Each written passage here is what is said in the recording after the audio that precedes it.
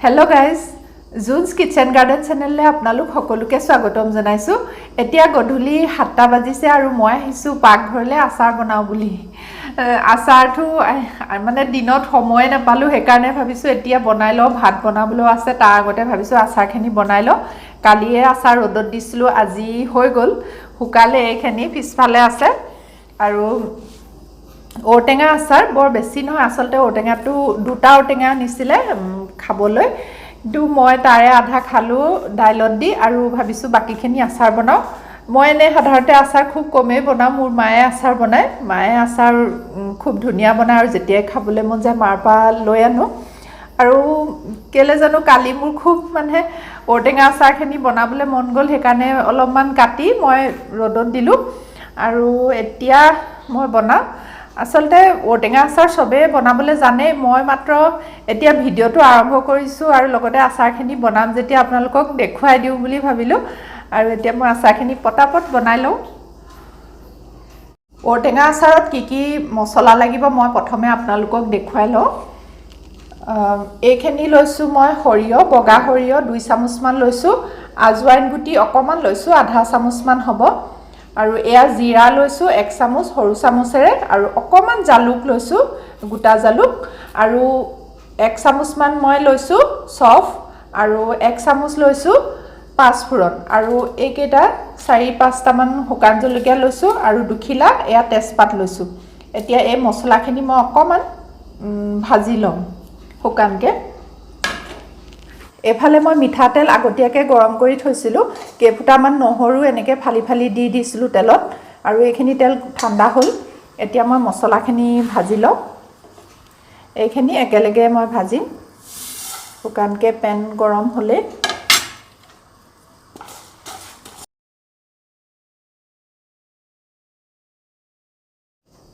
এইখিনি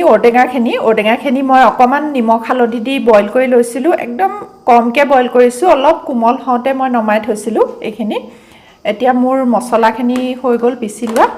আৰু এতিয়া মই বনাবলৈ ষ্টাৰ্ট কৰো মই ইয়াৰ পৰা অকমান তেল ইয়াত লৈ লৈছিলো এক হেতাকে অকমান বেছিকে লৈছিলো অলপমান গৰম কৰি লৈছো কুহুমিয়াকে আৰু এতিয়া মই ইয়াত দি দিম এয়া গুড় একদম অকমান লৈছো 1 চামুচ মান হ'ব গুড়ৰ বদলি আপোনালোকে চেনি ল'ব পাৰে চেনি দিলেও হয় আসলতে মিঠা আচাৰ নহয় এখিনি অলপমান মিঠা মিঠা ভাব এটা আহিলে ভাল লাগে টেঙা আচাৰত হেকাৰণে মই অকমান গুড় দি দিছো জুইটো একদম কমকে ৰাখিছো এয়া গুড় অলপ গলিছে এতিয়া মই জুইটো অফ কৰি দিলো আৰু এতিয়া ঔটেঙাখিনি দি দিছো তেলত আৰু এইখিনি মছলা পিছি লোৱা এয়া নিমখ দিছো এয়া হালধি দিছো এতিয়া এইখিনি ভালকে মিহলি কৰি লম এয়া ঔটেঙাত ভালকে মছলাখিনি লাগি গল এতিয়া মই অথনি গৰম কৰি থোৱা তেলখিনি ইয়াতে ঢালি দিম এয়া তেলখিনি মই ঢালিলো এতিয়া তেলত ভালকে ঔটেঙাখিনি মই মিহলি কৰি লম এয়া হৈ গল মোৰ ঔটেঙা আচাৰ গুন্ধটো ধুনিয়া হৈছে আজি মই ইয়াতে নেকে ঢাকি পেলাই থৈ দিম কাইলেহে ৰদত দি বটলত ভৰাম আৰু কেঁচা জলকীয়াও দিবলৈ আছে কেঁচা জলকীয়া গিটা অকমান ৰদত দি ইয়াত দিব লাগিব আৰু ঔটেঙা আচাৰত অকমান তেলটো বেছিকে লাগে হেকাৰণে আকৌ পিছত দিব লাগিব সগে আৰু এতিয়া মই তাহাতৰ হোমৱৰ্ক দুটামান আছে কৰিবলৈ যাওঁ আৰু লগতে ভাতটো বনাবলৈ আছে আৰু এতিয়া মই বেছিকে আৰু ভিডিও নকৰো কাইলেহে আপোনালোকক আকৌ লগ পাই আছো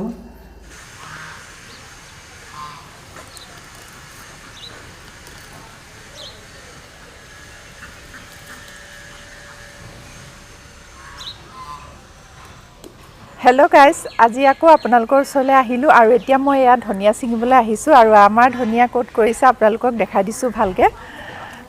এয়া চাওক আমাৰ ধনিয়া খেতি কোট কৰিছো দেখিছে এটো এটা গামলা হয় আৰু গামলাটো আমাৰ সৰু দুটাৰ গা ধোৱা গামলা আছিলে আৰু গামলাটো এনে পৰি আছিল হেকাৰণে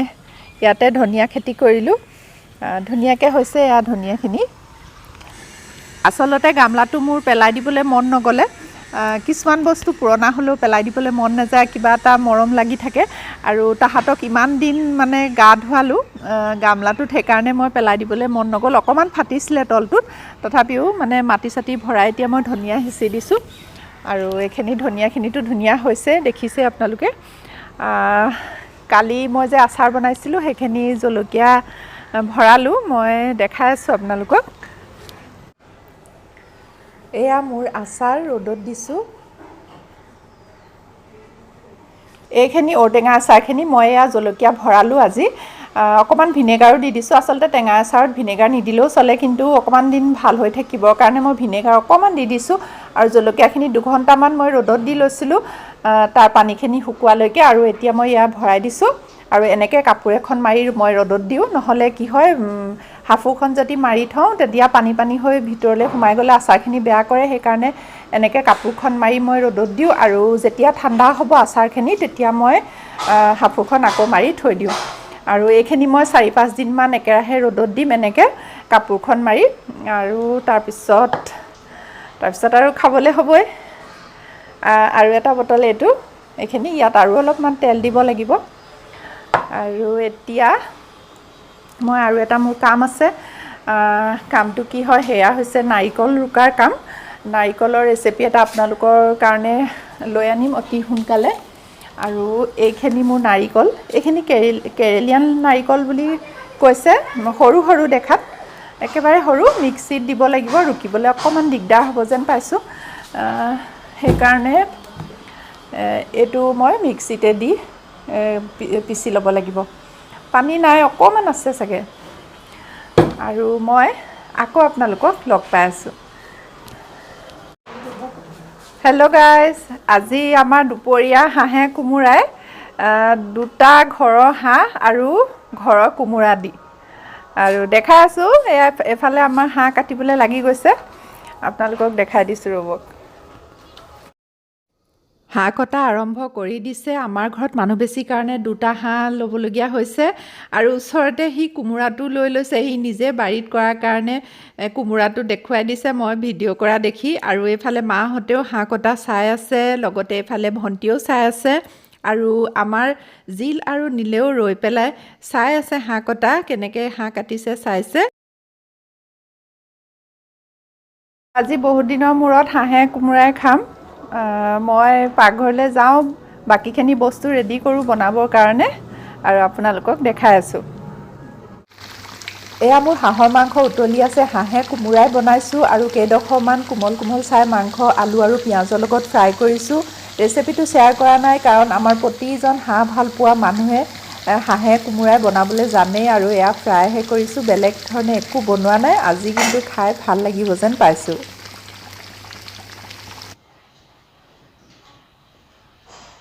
আমাৰ ভাত খোৱা হৈ গ'ল আৰু বহুত দিনৰ মূৰত হাঁহৰ মাংসৰ লগত ভাত খাই সঁচাকৈ বহুত ভাল লাগিলে খুব ধুনীয়া হৈছিলে আজি খাবলৈ আৰু এতিয়া মই এয়া কাপোৰ জাপি আছোঁ ৰ'দৰ পৰা অনা ভাবিছোঁ ইমানতে মোৰ ভিডিঅ'টো সামৰোঁ বুলি আৰু কেনেকুৱা লাগিছে জনাবলৈ নাপাহৰিবা আৰু যিসকলে মোৰ ভিডিঅ' নতুনকৈ চাইছে প্লিজ ছাবস্ক্ৰাইব কৰি দিব